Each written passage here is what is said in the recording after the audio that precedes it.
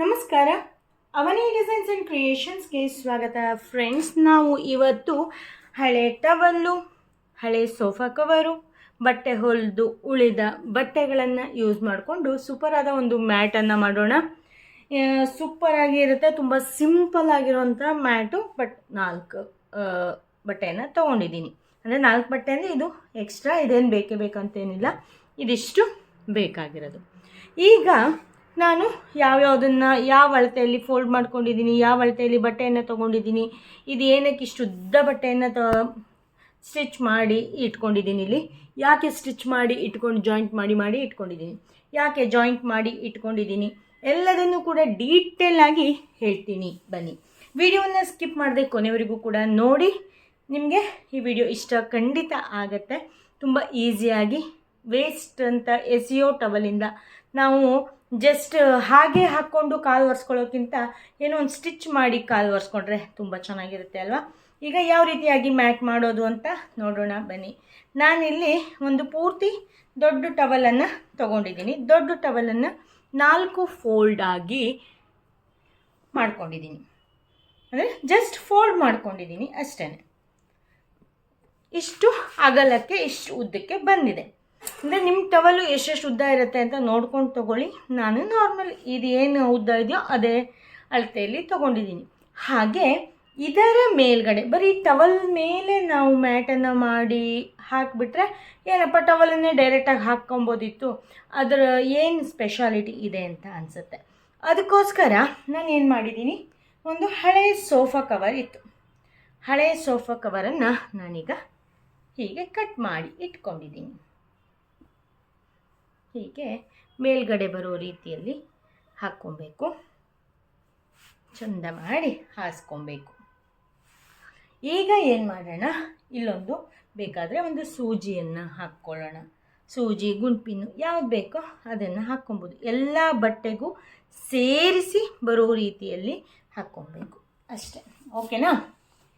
ಈಗ ಏನು ಮಾಡಬೇಕಪ್ಪ ಅಂದರೆ, ನಮಗೆ ನಾರ್ಮಲ್ಲಾಗಿ ಹೀಗೆ ಬರುತ್ತೆ ಅಲ್ವಾ. ಈಗ ಇದನ್ನು ಹೀಗೆ ಫೋಲ್ಡ್ ಮಾಡೋಣ. ಫೋಲ್ಡ್ ಮಾಡಿ ಒಂದು ಬೌಲನ್ನು ತಗೋತೀನಿ. ಬೌಲನ್ನು ತಗೊಂಡು ಜಸ್ಟ್ ಹೀಗೆ ಕ್ರಾಸ್ ಬರೋ ರೀತಿಯಲ್ಲಿ ನಾವು ಮಾರ್ಕನ್ನು ಮಾಡ್ಕೊಬೇಕು.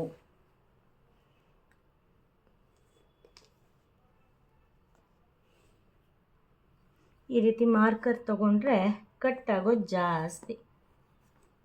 ಹಿಂಗೆ ನೋಡಿ, ಈ ರೀತಿಯಾಗಿ ಮಾರ್ಕ್ ಮಾಡ್ಕೊಬೇಕು. ಒಂದು ಅಂದಾಜಲ್ಲಿ ಹೀಗೆ ಕೈಯಲ್ಲೇ ಹಾಕ್ಕೊಂಬಿಡೋಣ. ಈ ಕಡೆನಷ್ಟೇ, ಅಂದರೆ ಶೇಪು ಚೆನ್ನಾಗಿ ಬರಲಿ ಅಂತ ಅಷ್ಟೇ, ಮತ್ತಿನ್ನೇನೂ ಇಲ್ಲ. ಈಗ ಓಪನ್ ಮಾಡಿಕೊಂಡು ಕಟ್ ಮಾಡಿಕೊಂಡ್ರೂ ಕೂಡ ಆಗುತ್ತೆ, ಎಂತಕ್ಕೆಂದರೆ ದಪ್ಪ ಇದೆಯಲ್ಲ ಅದಕ್ಕೋಸ್ಕರ. ಹೀಗೆ 3 ಕಡೆನೂ 4 ಕಡೆನೂ ಕಟ್ ಮಾಡ್ಕೊಬೇಕು. ಎಡ್ಜ್ ಪೀಸ್ ಇರೋದ್ರಿಂದ ಸ್ವಲ್ಪ ಕಟ್ ಮಾಡಲಿಕ್ಕೆ ಕಷ್ಟ ಆಗುತ್ತೆ. ಎರಡೆರಡೇ ಪೀಸ್ಗಳನ್ನು ತೆಕ್ಕೊಂಡು ಚೆಂದ ಮಾಡಿ ಕಟ್ ಮಾಡ್ಕೊಳ್ಳಿ. ಹುಲಿಬೇಕಾದ್ರೂ ಅಷ್ಟೇ, ನೀವು ಬೇಕಾದರೆ ಎಡ್ಜ್ ಪೀಸ್ಗಳನ್ನು ಕಟ್ ಮಾಡಿ ತೆಕ್ಕೊಬಿಡ್ಬೋದು, ಏನು ಪ್ರಾಬ್ಲಮ್ ಏನು ಇಲ್ಲ. ಓಕೆನಾ?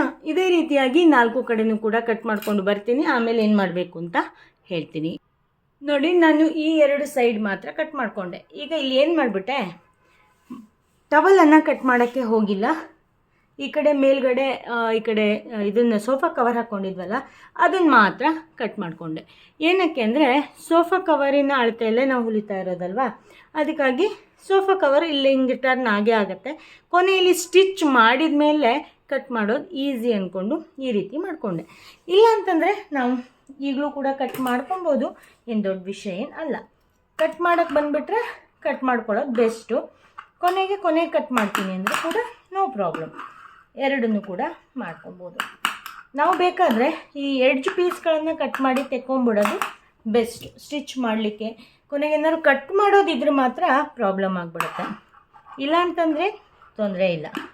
ಓಕೆ, ಈಗ ಅಷ್ಟು ಕಡೆನೂ ಕೂಡ ಕಟ್ ಮಾಡಿಕೊಂಡು ಆಯಿತು.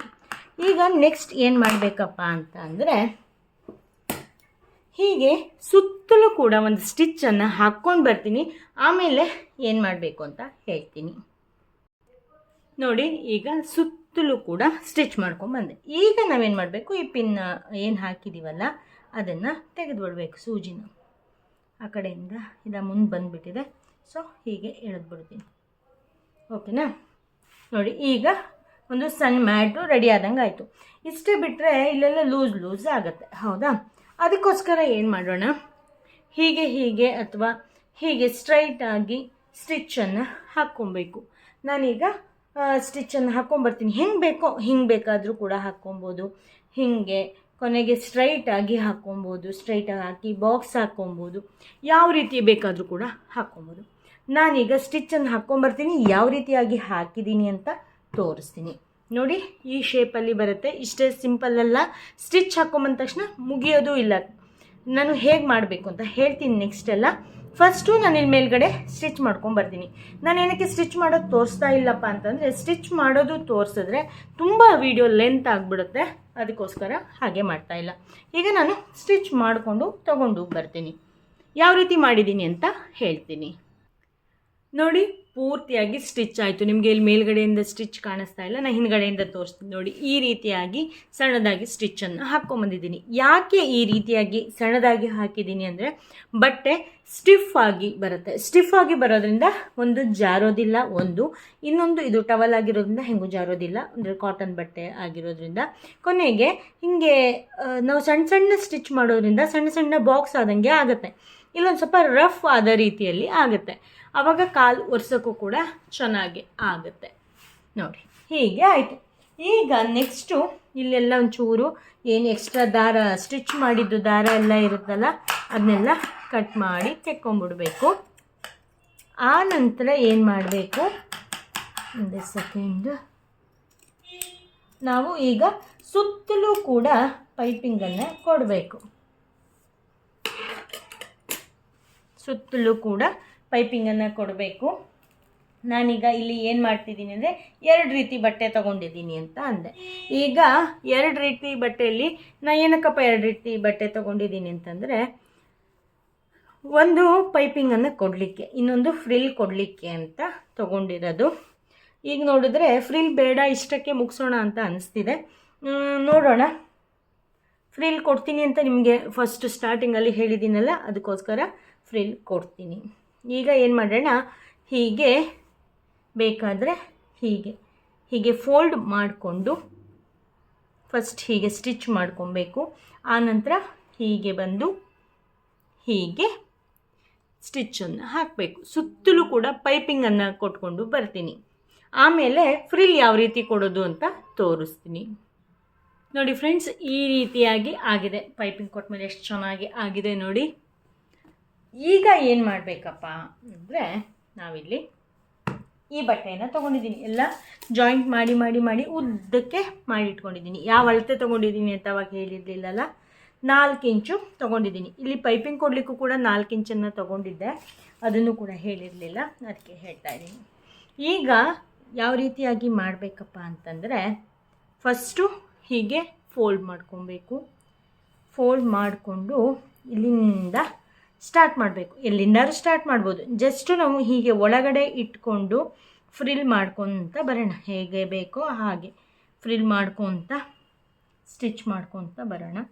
ನೋಡಿ ಈ ರೀತಿಯಾಗಿ ಹೀಗೆ ನಮಗೆ ಎಷ್ಟೆಷ್ಟು ದೂರಕ್ಕೆ ಬೇಕೋ ಅಷ್ಟಷ್ಟು ದೂರಕ್ಕೆ, ಇಲ್ಲ ಹತ್ತಿರ ಬೇಕೋ ಹತ್ತಿರಕ್ಕೆ ಇದರ ಒಳಗಡೆಗೆ ನಾವು ಫ್ರಿಲ್ಲನ್ನು ಮಾಡೋಣ. ಇಲ್ಲ ಎಕ್ಸಾಕ್ಟ್ ಈ ಸ್ಟಿಚ್ ಏನು ಬಂದಿದೆಯಲ್ಲ ಅಲ್ಲಿಗೆ ಮಾಡೋಣ. ನಾವು ಫ್ರಿಲ್ ಕೊಟ್ಟು ಆದಮೇಲೆ ಪೈಪಿಂಗ್ ಮಾಡಲಿಕ್ಕೆ ಬರ್ತಾ ಇರಲಿಲ್ಲ, ಅದಕ್ಕೆ ಮುಂಚೆನೇ ಪೈಪಿಂಗನ್ನು ಮಾಡ್ಕೊಂಬಂದಿದ್ದೀನಿ. ಬನ್ನಿ ಈಗ ಮಾಡ್ಕೊಂಬರೋಣ. ನಾನು ಅಲ್ಲಿ ಮಿಷನ್ ಹತ್ರನೇ ನಿಮಗೆ ತೋರಿಸ್ತೀನಿ. ನೋಡಿ ನಾನೀಗ ಮಿಡಲಿಂದ ಅಂದರೆ ಸ್ವಲ್ಪ ದೂರ ಬಿಟ್ಟು ಮಾಡ್ತಾಯಿದ್ದೀನಿ. ಇಲ್ಲಿ ಎಡ್ಜಸ್ ಇದೆಯಲ್ಲ, ಅಲ್ಲಿ ಫಿನಿಶಿಂಗ್ ಮಾಡಬೇಕಾ, ಸ್ವಲ್ಪ ಕಷ್ಟ ಆಗಬಾರ್ದು ಅಂತ ಇಲ್ಲಿ ಮಧ್ಯದಿಂದ ಮಾಡ್ತಾಯಿದ್ದೀನಿ. ನೋಡಿ ಈ ರೀತಿಯಾಗಿ ಇಟ್ಟು ಇಲ್ಲಿ ತುದಿವರೆಗೂ ಹೀಗೆ ಇಟ್ಟಿದ್ದೀನಿ. ಬಟ್ ಸ್ಟಿಚ್ ಇಲ್ಲಿಗೆ ಬರ್ತಾ ಹೋಗುತ್ತೆ. ಸ್ವಲ್ಪ ದಪ್ಪ ಇರೋದ್ರಿಂದ ಸ್ವಲ್ಪ ಮಾಡ್ಕೊಬೇಕು. ನಾನು ಅದಕ್ಕಾಗಿಯೇ ಯೋಚನೆ ಮಾಡಿದೆ ಫ್ರೆಂಡ್ಸ್, ಫ್ರಿಲ್ ಕೊಡೋಣವಾ ಬೇಡವಾ ಅಂತ. ಏನಕ್ಕೆ ಅಂತಂದರೆ ತುಂಬ ದಪ್ಪ ಆಗಿದ್ದರಿಂದ ಫ್ರಿಲ್ಲು ಈ ನಾರ್ಮಲ್ ಮಿಷನ್ಗಳಲ್ಲಿ ಕೊಡೋದು ಸ್ವಲ್ಪ ಕಷ್ಟ ಆಗುತ್ತೆ. ಅದಕ್ಕೋಸ್ಕರ ಈಗ ಏನು ಮಾಡಬೇಕು, ಜಸ್ಟ್ ಹೀಗೆ ಫೋಲ್ಡ್ ಮಾಡ್ಕೊತ ಫ್ರಿಲ್ ಮಾಡ್ಕೊತ ಹೀಗೆ ನೋಡಿ ಈ ರೀತಿಯಾಗಿ ಸ್ಟಿಚ್ ಮಾಡ್ಕೊತ ಬರಬೇಕು.